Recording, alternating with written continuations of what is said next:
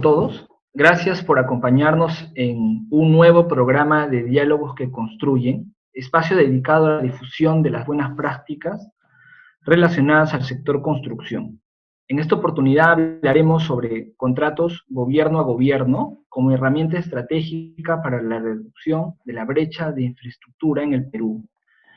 Para esto quiero darle la bienvenida a nuestra invitada, la abogada Zita Aguilera Becerril, socia del estudio Echecopar, miembro de Baker McKenzie International, especialista en Derecho de Contratación Pública, Derecho de la Construcción, Arbitraje, Derecho Administrativo y Control Gubernamental. Destacada en el año 2019 por Chambers & Partners, Legal 500 y Leaders Leagues en las especialidades de Derecho Público, Derecho Administrativo y Litigios Administrativos, respectivamente. En el 2020 repitió calificación en Leaders Leagues. Es árbitro del Centro de Arbitraje de la Cámara de Comercio Americana del Perú y miembro de la Sociedad Peruana de Derecho a la Construcción. Cordialmente te doy la bienvenida, Zita. Es un placer el tenerte hoy en esta entrevista. Un poco la temática de fondo es abordar los conceptos relevantes relacionados con los contratos gobierno a gobierno desde una perspectiva, digamos, jurídica y haciendo un match, digamos, con lo relacionado a la brecha de infraestructura en el Perú. Hace un rato revisaba algunas estadísticas relacionadas a la brecha de infraestructura y sabemos que en el Perú tenemos alrededor de una brecha estimada en 363 billones de soles, ¿no? La cual en Lima concentra alrededor del 50% en el Perú. Dicho esto, Zita, por favor explícanos cuáles serían pues, los antecedentes jurídicos y la relevancia desde tu perspectiva sobre los contratos que se vienen firmando gobierno a gobierno entre el Perú y diferentes naciones del primer mundo.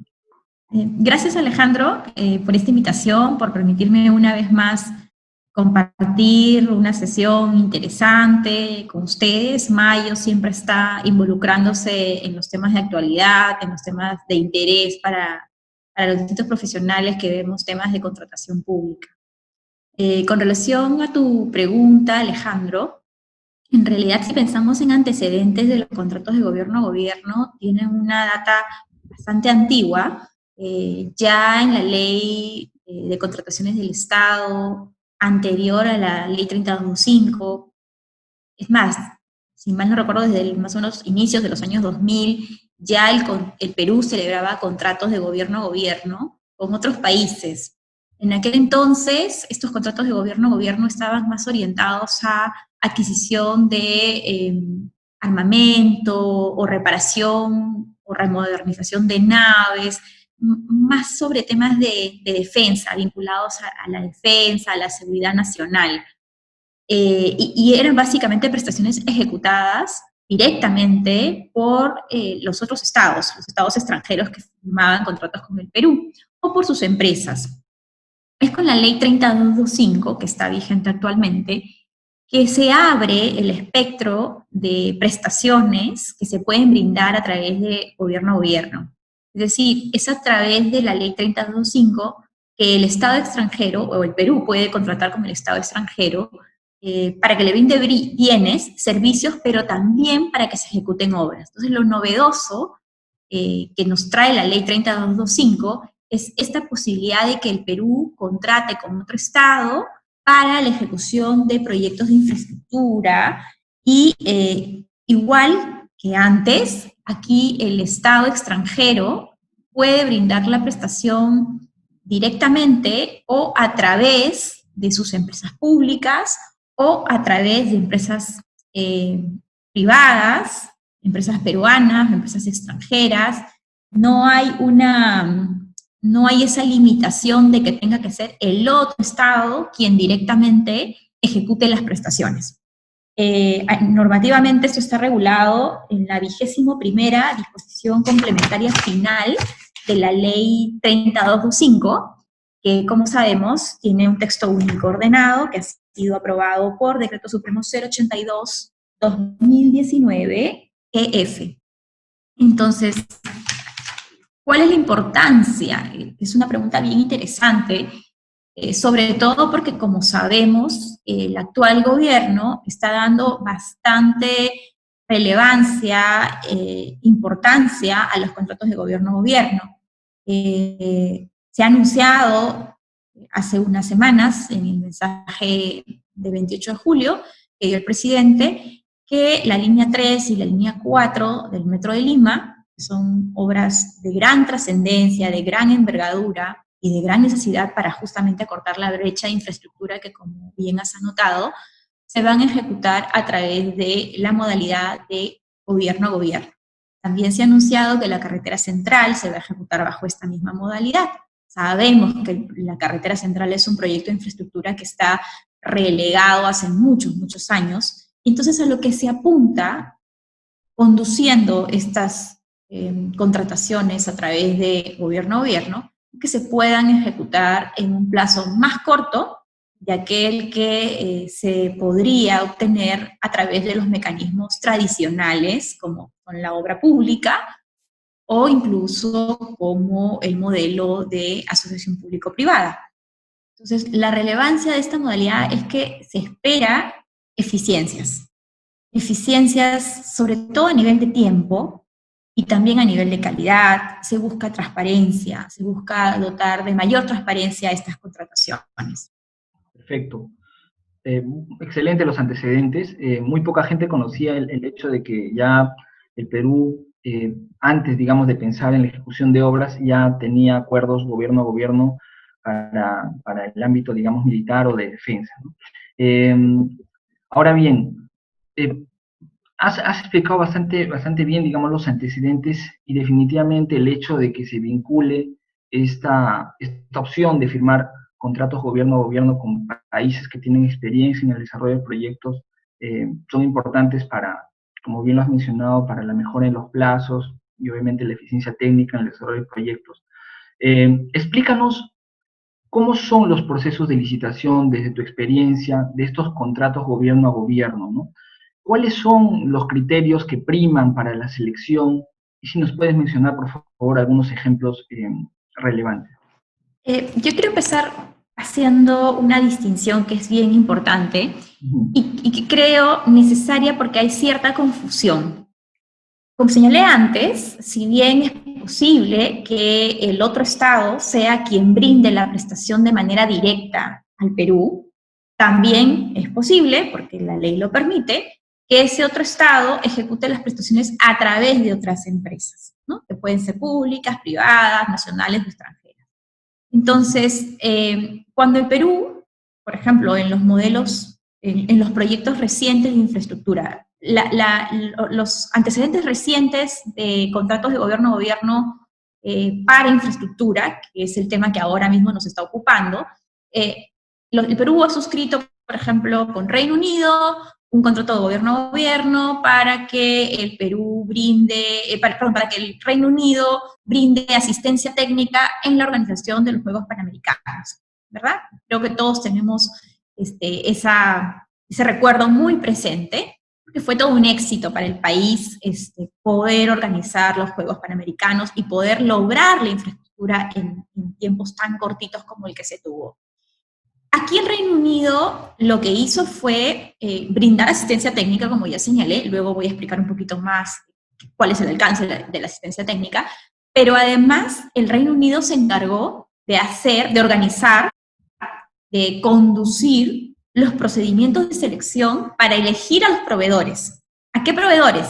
A los que se iban a hacer cargo de la ejecución de las obras, a los que se iban a hacer cargo de montar esa estructura de organización para que se desarrolle la ceremonia, todo lo que vimos, que fue todo el desenvolvimiento de los Juegos Panamericanos. Si pensamos en otra experiencia de infraestructura, igualmente, el Perú ha celebrado un contrato de gobierno a gobierno con Corea del Sur para que Corea del Sur le brinde asistencia técnica y le brinde este servicio de procura, de selección de proveedores. Además hay otras prestaciones como la transferencia de conocimiento, el tema del legado, ¿sí? Pero tenemos que distinguir, y hago esta referencia, entre el concurso que realiza el Estado peruano para elegir al país que nos va a brindar estas prestaciones de asistencia técnica, de procura, de transferencia de conocimiento, de los procedimientos de selección de los proveedores, que pueden ser, dije, peruanos, extranjeros, que van a ejecutar específicamente las obras que son materia del proyecto, los que se van a encargar de hacer el diseño, los planos y construir las obras. Entonces son dos procedimientos distintos. Entonces quiero empezar haciendo referencia a una suerte de invitación, concurso que hace el Estado peruano para elegir al país con el que va a suscribir el contrato gobierno-gobierno, empezando por ahí.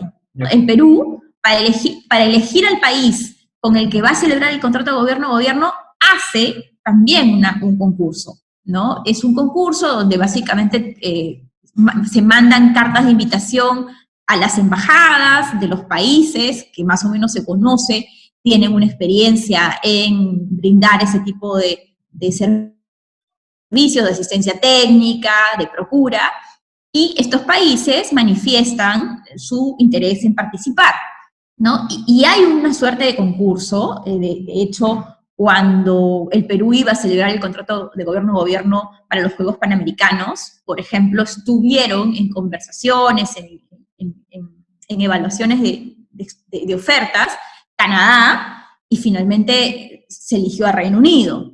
Ahora, recientemente, por ejemplo, para el caso de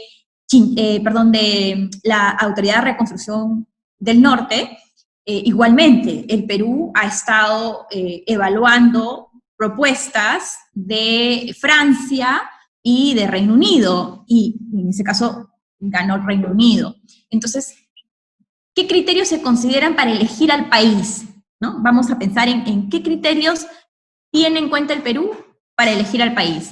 Primero, la experiencia que tiene el país, ¿no? Es la experiencia que tiene el país extranjero de haber brindado este tipo de prestaciones, el plantel técnico con el que cuenta, porque parte de esta prestación que va a brindar el país extranjero es, en el marco de la asistencia técnica, es una oficina de Project Management, un PMO. Entonces, el PMO es un conjunto de personas que tienen que ser muy especializadas, muy calificadas. Entonces, el país propone como parte de su oferta quiénes van a ser esos profesionales que van a brindar esa asistencia técnica.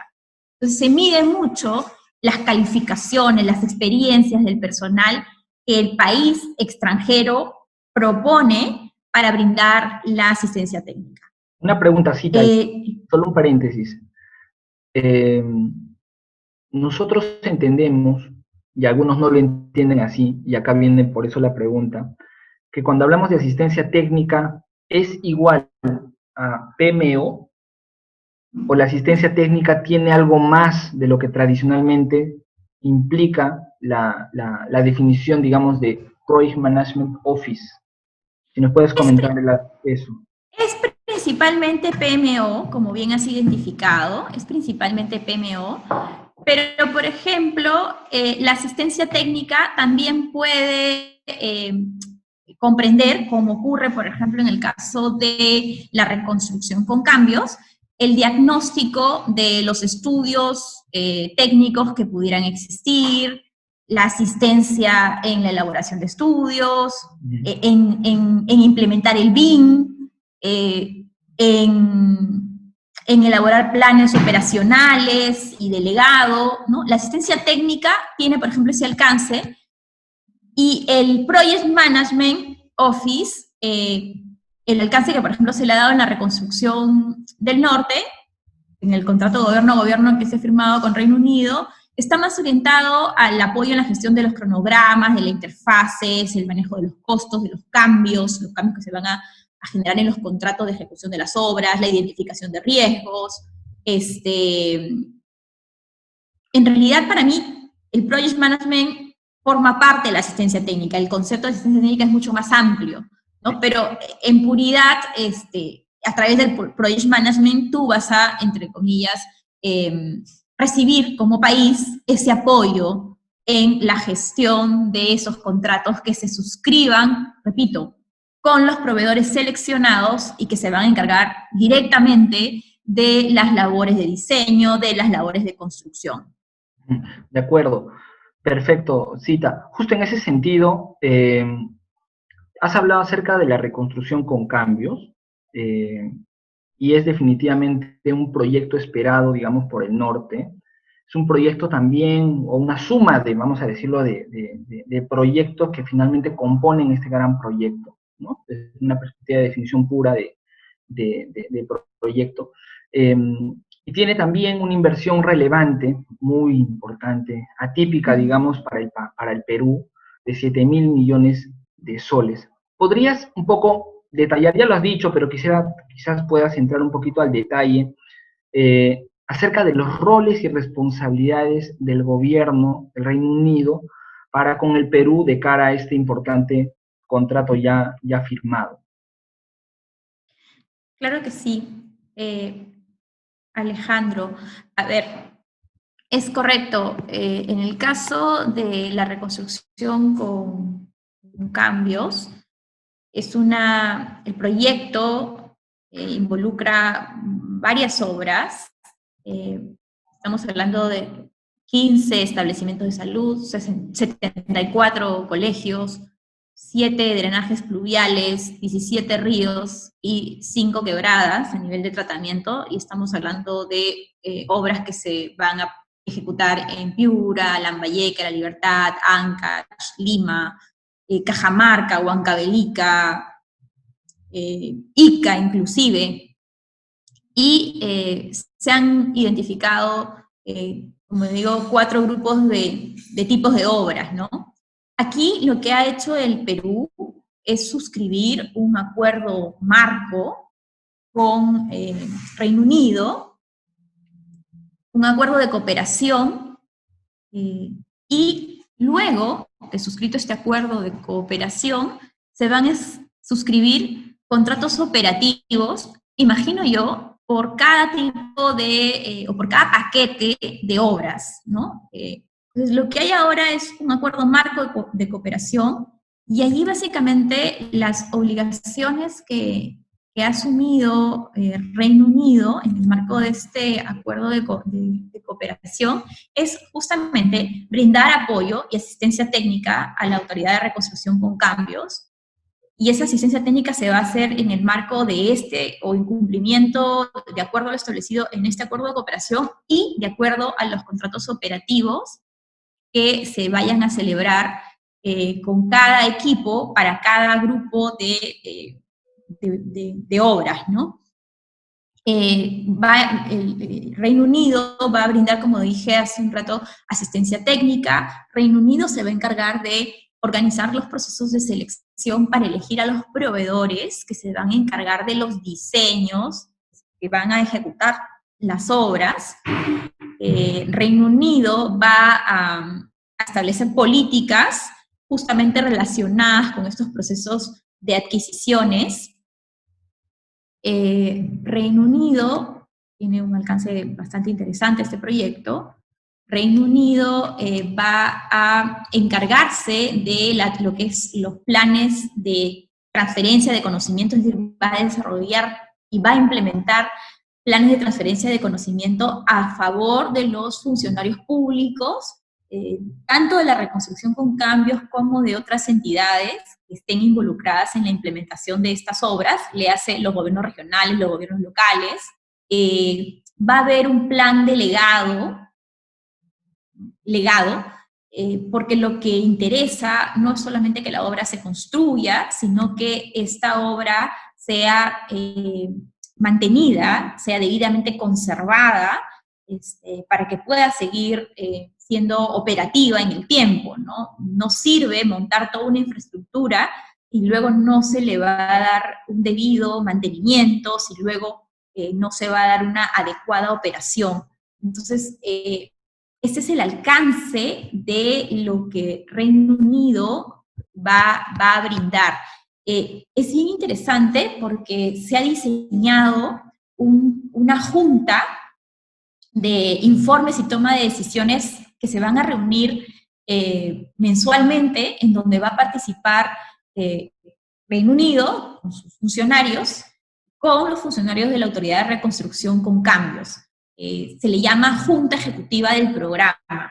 Y en estas reuniones obviamente van a tener, van a tratar el tema del seguimiento, de cómo van avanzando los proyectos, cómo se va cumpliendo con los plazos en la implementación de los proyectos.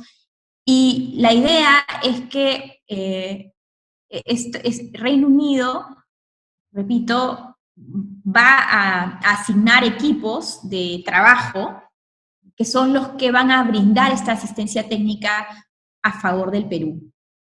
Eso, a grandes rasgos, lo que yo te estoy comentando es la información que se tiene del alcance del acuerdo marco de cooperación que ha firmado el Estado peruano con Reino Unido. Ya luego, en los contratos de operación, contratos operativos, perdón, que va a ir firmando el Perú, entiendo yo, para cada grupo de obras, ¿no? Para hospitales, para colegios, para el desarrollo de las cuencas, seguramente se van a especificar con mayor detalle las obligaciones que asume Reino Unido a través de estos equipos que van a hacerse cargo ya de manera directa de las actividades del PMO, de la asistencia técnica, de la procura, de la transferencia de conocimiento y del legado. Perfecto, ¿no? Excelente la explicación y el detalle.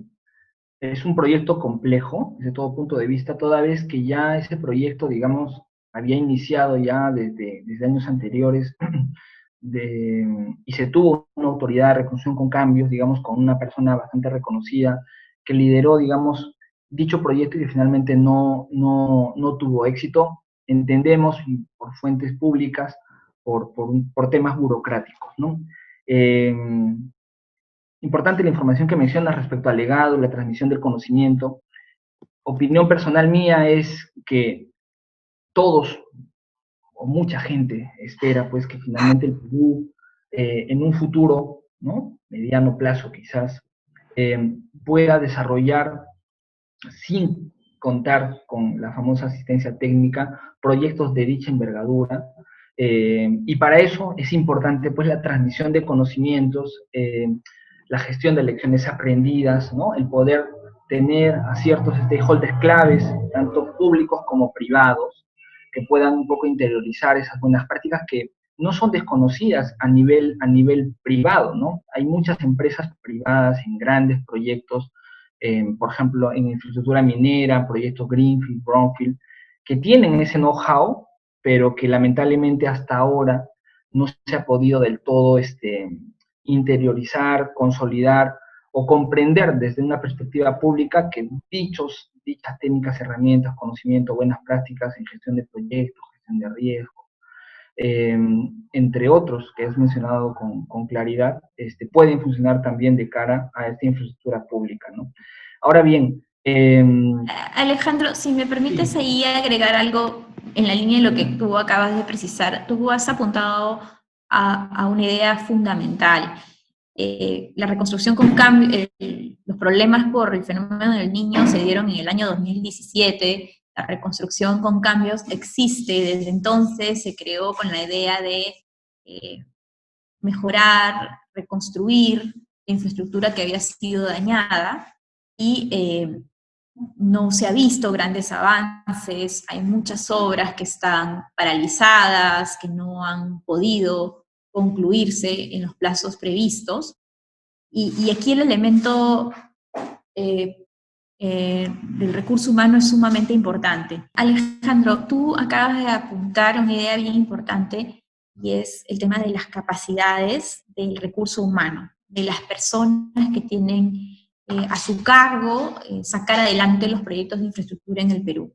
La reconstrucción con cambios se creó como institución en el año 2017, si mal no recuerdo, a raíz de justamente el fenómeno del Niño, Pero es muy importante primero tener en consideración que no era la reconstrucción con cambios la entidad que tenía que hacer los procesos de selección. La reconstrucción con cambios se creó como un ente articulador, como un coordinador, porque eran los gobiernos regionales y los gobiernos locales los que iban a hacer las obras, los que se iban a encargar de hacer los procesos de selección para contratar la ejecución de las obras.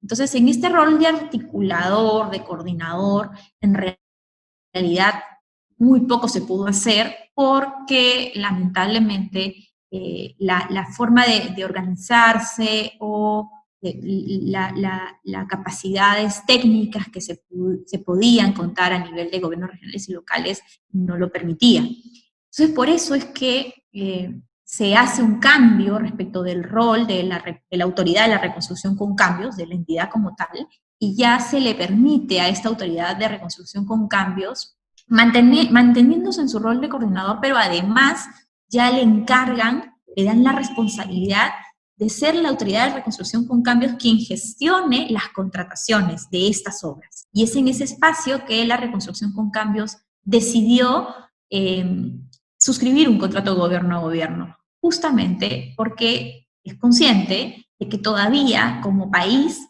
nos faltan algunas capacidades técnicas para sacar proyectos de gran envergadura y sobre todo para poder hacerlos en plazos cortos. En el marco de estos contratos de gobierno a gobierno, al momento de que se implementan o se suscriben los contratos ya con los proveedores, se utilizan herramientas que se usan ya a nivel internacional, como son los modelos de contratos colaborativos, FIDIC, NEC, se usa la metodología de modelamiento digital de información para poder tener una gráfica tridimensional de lo que es la obra, no solamente la obra desde la etapa de construcción, sino desde la etapa de formulación, desde la etapa del diseño del proyecto. Se prevén mecanismos para evitar controversias. Lo que en Perú ahora le llamamos Junta de Resolución de Disputas es un mecanismo que viene siendo usado con éxito hace muchos años atrás en infraestructura privada y en obras públicas a nivel internacional. Entonces, lo importante también es que en el marco de los contratos de gobierno a gobierno, en estos contratos de infraestructura, se van a implementar estas herramientas que hoy por hoy no están siendo usadas en la normativa, en las obras públicas que se regulan bajo la normativa local. En realidad nosotros estamos todavía en un nivel bien incipiente. Acaba de aprobarse el día sábado, 8 de agosto, la implementación, los criterios, los lineamientos para implementar metodología BIM en proyectos de infraestructura a nivel de obra pública, pero claro, es un procedimiento, es un proceso gradual, progresivo, igual, ¿no? Los modelos de contratos NEC y FIDIC no se usan todavía a nivel de la obra pública que se contrata bajo la Ley de Contrataciones del Estado. Se ha previsto que se va a usar para los proyectos especiales, los PIP,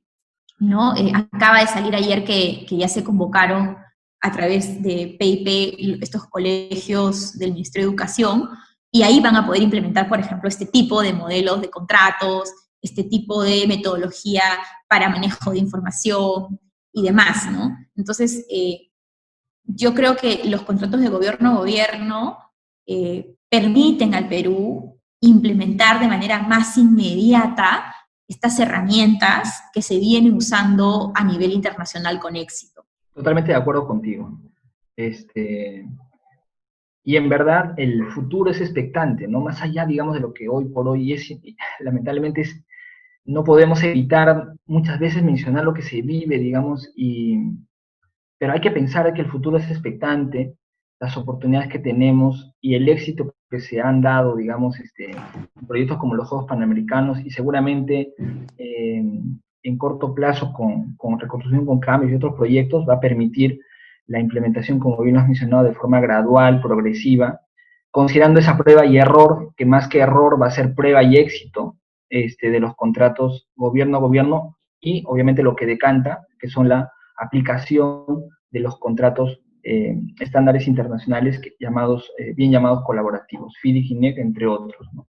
Ahora bien, considerando que ya se han firmado pues contratos gobierno-gobierno para proyectos como el aeropuerto de Chincheros, ¿no? Por el norte, hospitales en Cusco y Lima, reconstrucción con cambios, y se han anunciado ya a través del mensaje presidencial el último 28 de julio la firma de contratos gobierno-gobierno para los proyectos de las líneas 3 y 4. ¿Cuáles serían, desde tu perspectiva, los principales desafíos que enfrentan pues las entidades y organismos competentes para gestionar la firma de estos contratos gobierno a gobierno para la ejecución de proyectos de infraestructura de interés nacional?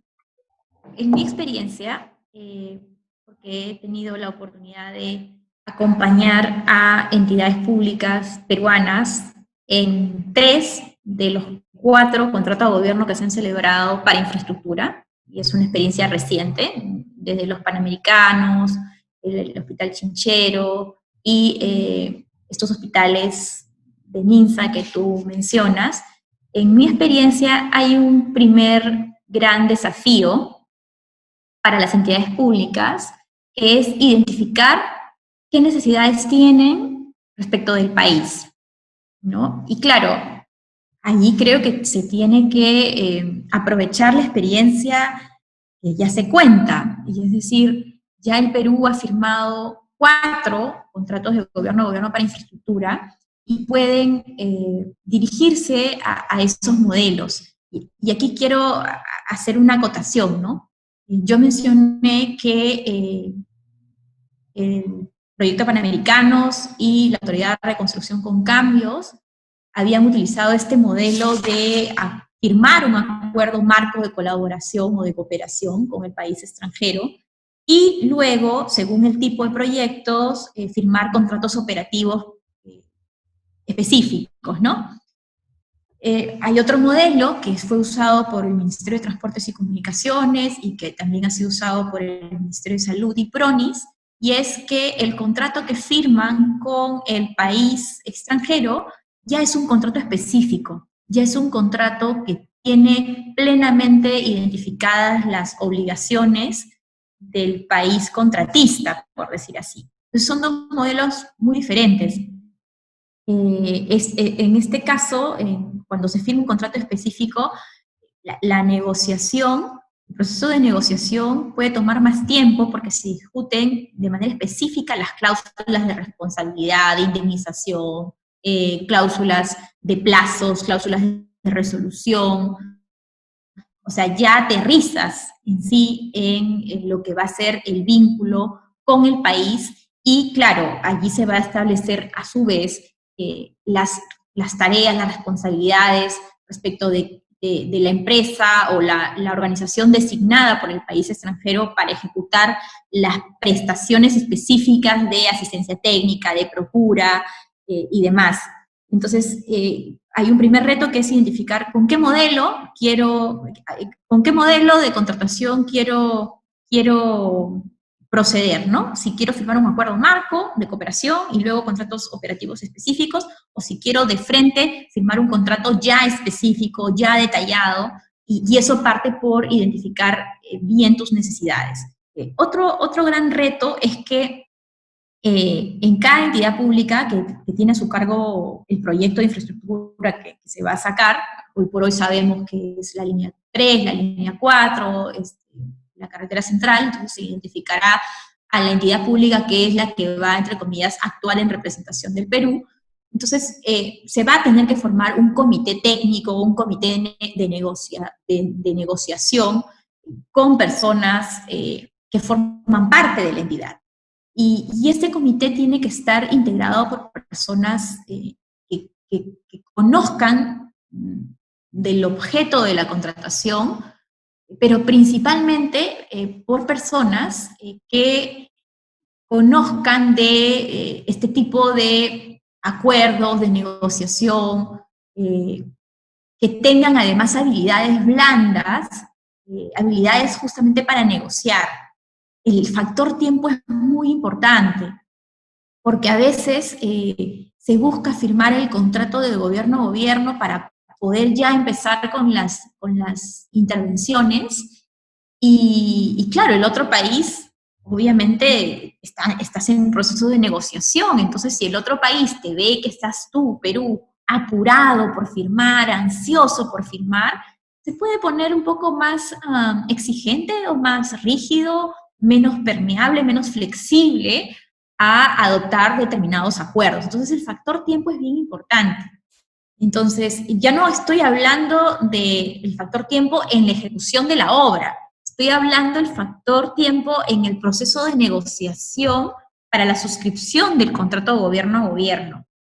Y muy importante también, y es que si bien va a ser un equipo probablemente que va a integrar este comité que representa a la entidad en la negociación con el otro Estado, y es importante que se identifique quién es la persona, quién es el vocero, ¿no? ¿Quién se va a encargar de trasladar al otro país la posición sobre determinado punto del contrato?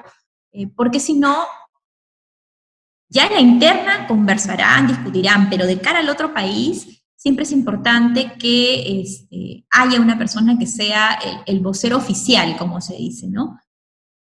Otra característica que a mí me pareció bien interesante y que creo que es importante para las entidades públicas que van a tener a su cargo esta negociación, es que vean bien el tema de la estructura de cómo se va a diseñar el contrato, y porque a veces, como dije hace un momento, se evalúa la oferta que presenta el país extranjero en base a las experiencias que cuenta el país, su plantel técnico, y se deja para después la definición de los términos del contrato. Es decir, una vez que ya se eligió al país extranjero, se empiezan a negociar los términos del contrato, con lo cual ya los términos del contrato no son propiamente un factor de competencia.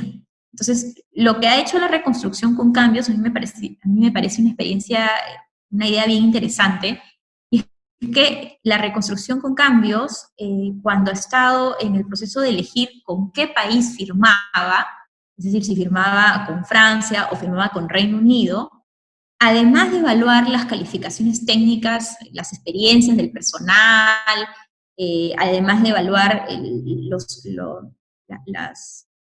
las habilidades, las fortalezas que tiene el país extranjero, también ha sido considerado para decidir con qué país va a firmar finalmente los términos y condiciones del contrato que firmaría con el país. Eso a mí me ha parecido bien interesante porque ahí hay mayor motivación del país que quiere ser elegido para celebrar el contrato de gobierno a gobierno con el Perú, de ser más flexible, ser más proclive a aceptar los términos de la contratación que desea el Perú. Eso es un poco los retos que yo veo, ¿no? Que el Estado peruano, las entidades del Estado peruano elijan a los funcionarios que estén en mejor capacidad de integrar estos comités de negociación, que identifiquen correctamente sus necesidades, cómo quieren estructurar o diseñar la relación contractual que van a entablar con el Estado extranjero. En resumen, cuando Alejandro me preguntas cuáles son los retos para las entidades públicas que van a hacerse cargo de estos proyectos, como te decía, es primero conformar un equipo de negociación con sus funcionarios públicos que tengan las capacidades, las habilidades de negociación, que conozcan muy bien de cuáles son las necesidades que tiene la entidad respecto del país extranjero, es decir, cuáles son las prestaciones, la delimitación, el alcance. Esta parte es muy importante, conocerla, y creo que además de considerar las calificaciones del país extranjero, del personal, las experiencias, sí sería interesante replicar la idea que tuvo la reconstrucción con cambios, la autoridad de la reconstrucción con cambios, de contemplar como parte de sus criterios para decidir con qué país firmaría justamente estos términos y condiciones bajo los cuales se firmaría el contrato, ¿no? Porque eso termina siendo una motivación, un incentivo para el país extranjero para contar con la finalidad de ser el elegido, ser más permeable, ser más flexible respecto de los términos y condiciones del contrato que se firmaría posteriormente a que es elegido. Bien, Cita, dada la participación de importantes empresas de ingeniería y construcción en los proyectos, ¿cuáles son los principales criterios de selección que se aplican o se aplicarían de cara a tener las principales empresas participantes, ya sea peruanas o extranjeras, en los proyectos que usen contratos gobierno a gobierno? Bien, Alejandro, como habíamos comentado, el país extranjero se encarga de seleccionar a los proveedores, de hacer esos procesos de procura para, y repito, identificar quiénes son los proveedores que se van a encargar de ejecutar las obras, de elaborar los diseños. Y estos proveedores pueden ser empresas peruanas, empresas extranjeras, y estas personas van a participar en un proceso de selección. Este proceso de selección va a ser desarrollado por el país extranjero y allí no aplican normas peruanas.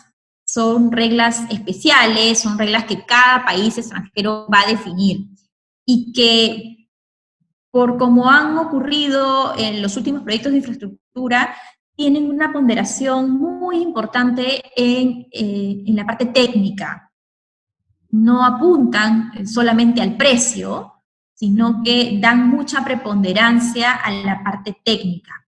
El procedimiento, usualmente, como se ha venido desarrollando, tiene una primera etapa en la que se invita a las empresas a presentar sus declaraciones de interés. Las empresas toman conocimiento porque van a haber roadshows, ¿no? Donde el país extranjero, con la entidad pública que tiene a su cargo el proyecto, anuncia que van a salir estas convocatorias, estos procesos de procura, y cada empresa que esté interesada va a tener que presentar una carta de confidencialidad y de integridad, donde se obliga obviamente, a obligaciones de mantener confidencialidad con la documentación que les alcanzaba o con la que, entre comillas, recibiría a propósito de la adjudicación del contrato. Y cuando hablamos de integridad, básicamente se compromete a no incurrir en prácticas de corrupción, tan necesario en nuestra coyuntura. Y después que las empresas mandan esta declaración de interés, se les invita para presentar su sobre, donde van a tener que acreditar requisitos para ser precalificados, ¿no? Requisitos de precalificación. Y aquí básicamente, cuando hablamos de requisitos de precalificación, se orientan básicamente es un cuestionario en donde es una suerte de checklist, ¿no? Se le pide acreditar determinadas condiciones mínimas, y si pasa, y si la cumple, entonces va a transitar, va a ser precalificado y va a pasar a la lista corta, ¿no? de proveedores que van a ser invitados a presentar su oferta. Entre los requisitos de precalificación se suele considerar el volumen de negocios que tiene la empresa, se miran sus estados financieros auditados para ver sus niveles le llaman de salud en términos financieros. Es importante que estos proyectos sean adjudicados a empresas que estén financieramente, económicamente saludables, que sean sostenibles. Y bueno, básicamente con esa información se determina quiénes son los proveedores que precalifican. Y ya luego se arma una lista corta de los proveedores precalificados, y a esos proveedores se les invita a presentar su oferta. Y en su oferta van a encontrar las instrucciones a los postores sobre el alcance de las obligaciones, sobre términos del contrato, si es que acaso va a ser eso parte de los criterios de elección del proveedor. No hay requisitos tasados, eso es importante. No es como en la ley de contrataciones del Estado, donde hay unas bases estandarizadas, donde ya se sabe cuáles son los requisitos a acreditar, sino que va a ser el país extranjero encargado de hacer el proceso de selección quien defina cuáles son los requisitos, ¿no?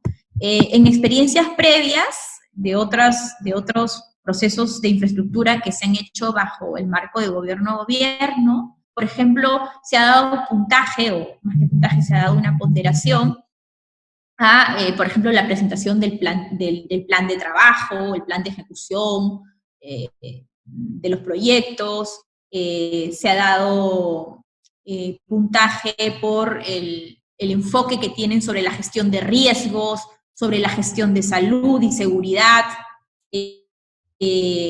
sobre cómo se va a gestionar el programa de avance de obra, se ha dado puntaje por lo que se propone como plan de puesta en marcha para asegurar la entrega.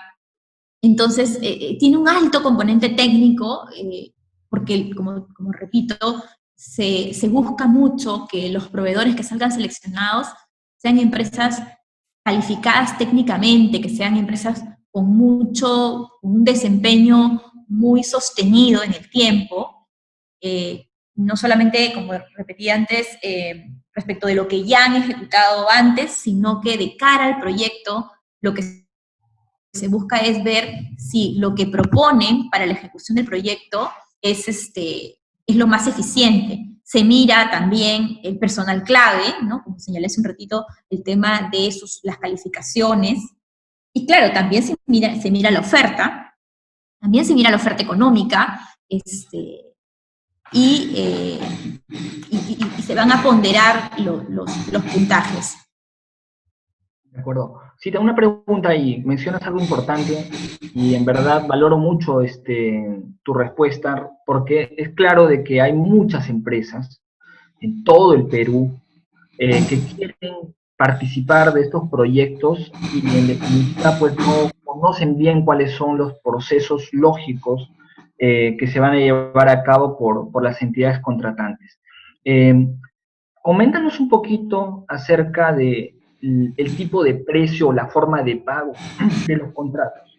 Se pagan valorizaciones mensuales, el tema del pago ya va a depender mucho de cada contrato, como se han utilizado los contratos NEC, se van a utilizar contratos FIDIC probablemente, y allí se establecerán la forma que se va a pagar al contratista. Hay una parte bien interesante, y es que, por ejemplo, en contratos NEC se otorgan bonos a los contratistas por entregar las obras incluso antes del plazo estimado, ¿no?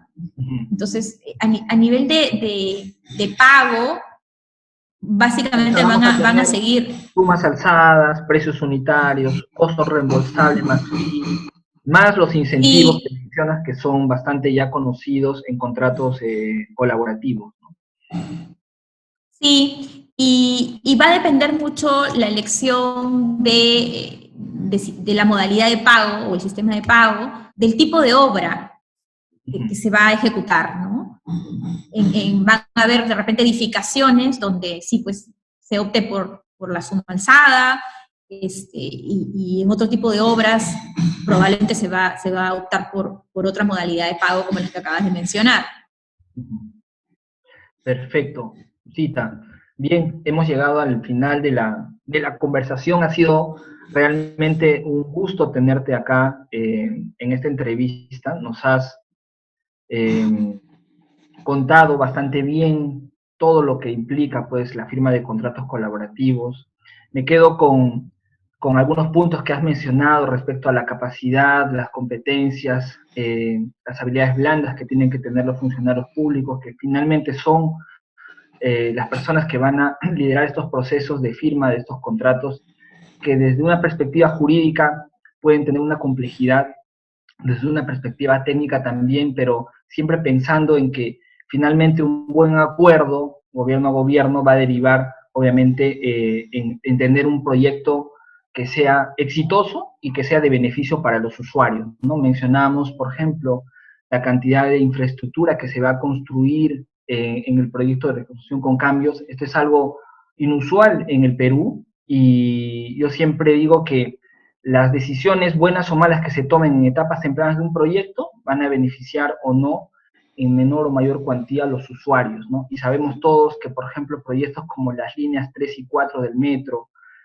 Carretera Central, que lo has mencionado también, son proyectos pues esperados por años, por muchas generaciones, y creo yo que con el aporte, digamos, de todos, funcionarios públicos, empresa privada, profesionales especialistas como tú y otros, que finalmente aporten, digamos, a emitir un juicio de valor, transmitir una opinión en base a experiencias personales en el Perú, en el extranjero, van a sumar a que estos proyectos se materialicen, obviamente, dentro de los plazos, dentro de los presupuestos, pero pensando más aún de que el usuario de a pie es el principal beneficiado, ¿no? Hablamos de colegios, de hospitales, de tener, pues, qué sé yo, la utilización de una carretera como la carretera central, donde nos podamos movilizar de Lima a Huancayo, por decir, no en el tiempo que actualmente nos toma, sino en menor tiempo. Entonces, te agradezco enormemente la participación, Cita, ha sido excelente. Tus palabras finales, por favor. Sí, Alejandro, nuevamente agradecer a ti y a Mayo por esta oportunidad, y completamente de acuerdo contigo sobre lo que acabas de señalar respecto a la necesidad de que el recurso humano, desde el lado del sector público, que va a tener a su cargo las negociaciones, los diseños de los contratos, tengan las capacidades y las habilidades que se requieren para ese tipo de operación. Y solamente acotar que esa necesidad de un recurso humano calificado alcanza, como bien señalas, para el tema de la firma del contrato de gobierno, pero trasciende, porque después de firmado el contrato de gobierno, así como del lado del país extranjero va a poner a un equipo de profesionales, va a tener que haber desde el lado del Perú también otro equipo de profesionales que va a estar en permanente coordinación, en permanente intervención. No es que ya el Perú deja al Estado extranjero para que él haga todo, no. El Estado peruano va a tener que dar probablemente la no objeción a determinadas decisiones, a la selección de los proveedores, de repente respecto del contenido de las bases que va a aplicar el Estado extranjero para poder seleccionar a los proveedores. Y durante ya propiamente la gestión de las obras, siempre va a haber igual un equipo peruano que va a ser una suerte de parte del equipo extranjero, del PMO, porque es justamente asistencia técnica al Perú. Entonces, el Perú va a estar presente con sus funcionarios, y hay un reto muy importante para que estos proyectos, como comentas, puedan ser ejecutados, se pueda lograr estos objetivos de eficiencia, de transparencia, de cortos plazos en la ejecución. Si bien el país extranjero nos va a brindar un apoyo, una asistencia, el Estado peruano va a tener que seguir reforzando las capacidades de su personal. Eso es indispensable. Sí, totalmente de acuerdo, Cita. Bien, te agradezco nuevamente. Con esto damos por finalizada la conversación. Esto ha sido todo por hoy. Los espero la próxima semana en una nueva edición de Diálogos que Construyen. Muchas gracias. Nos vemos la siguiente semana con una nueva entrevista. Gracias.